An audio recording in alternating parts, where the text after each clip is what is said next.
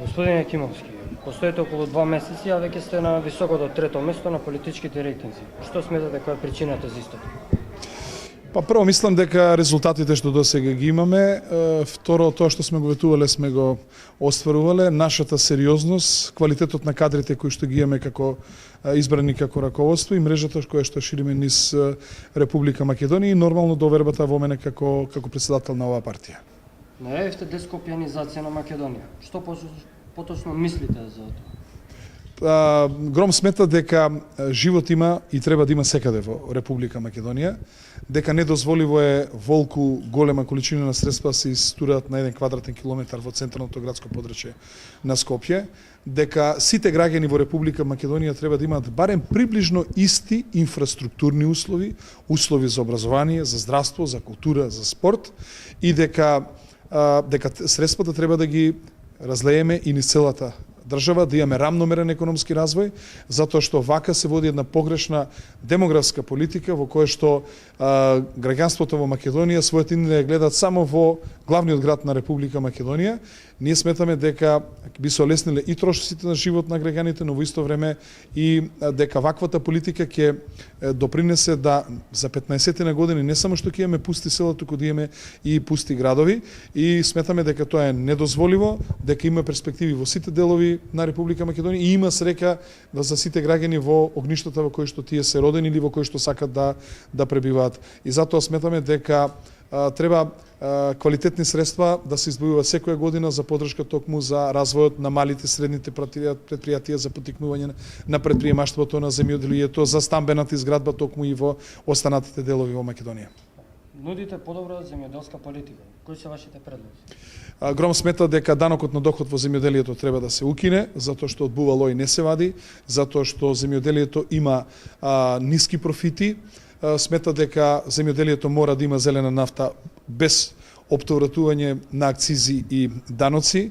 Гром смета дека субвенциите и стимулациите не може да бидат единствена политика во земјоделието, туку треба да ги има стимулациите и субвенциите, но треба да ги земат вистинските земјоделци. Гром смета дека е недозволиво само 20% од земјоделските површини да бидат под вода, дека треба да се гради инфраструктура во земјоделието, треба да се градат брани, мелиоративни системи. Гром смета дека треба да се окрупнуваат парцелите со цел да се намалуваат трошоците по единица производ, треба да се инвестира и да се поддржува и да се поттикнува конзервната индустрија, повисоки фази на обработка на земјоделските производи, треба да се едуцираат земјоделците, треба да се отвараат нови перспективи, нови пазари на земјоделското производство. Бевте прогласен за почесен граѓанин во Тиват.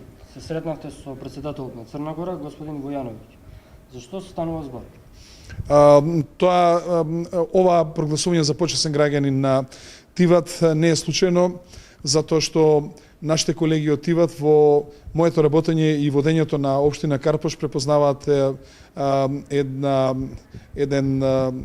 визија, препознаваат едни успеси, резултати и тие се навистина пресрекни од соработката со општина Карпош и се она што го нуди како Карпош во соработка и прогресот кој што го оствари Карпош досега и нив им е посебно драго да јас бидам почесен граѓанин на Тиват, а Тиват е градот кој што најбрзо се развива во Црна Гора. Само да подсетам, таму некаде околу 300 милиона евра е изградена најсовременото пристаниште на Балканот, значи во Тиватската марина. Сега се гради еден нов проект од 1.200.000.000 евра, тоа се вика Луштица 1 и Луштица 2, а во исто време изградбата и развојот на Тиват е евидентна како еден град кој што прогресира во Црна Гора, што значи дека признанието добиено токму од еден град кој што има перспективи, кој што така брзо се развива, за мене е навистина ме воскитува. За крај, кој е вашиот став за проблемот околу името? Ставот на Гром за името е јасен и гласен. Ниту името сме го добиле на референдум, ниту ќе го потврдуваме на референдум, ниту ќе го даваме на референдум. Сметаме дека Македонија доволно попушти во делот за името и доволно имаше разбирање за менталните проблеми на Грција, а тоа е го промени уставот и се откажа од грижата и поддршката на нашето национално малцинство во соседните земји. Македонија го промени знамето, ако се сеќавате, и избра знаме на конкурс. И трето, Македонија го прифати најсмешното име на светот, тоа е поранешна Југословенска република Македонија. Сметаме дека направивме 3 големи остапки.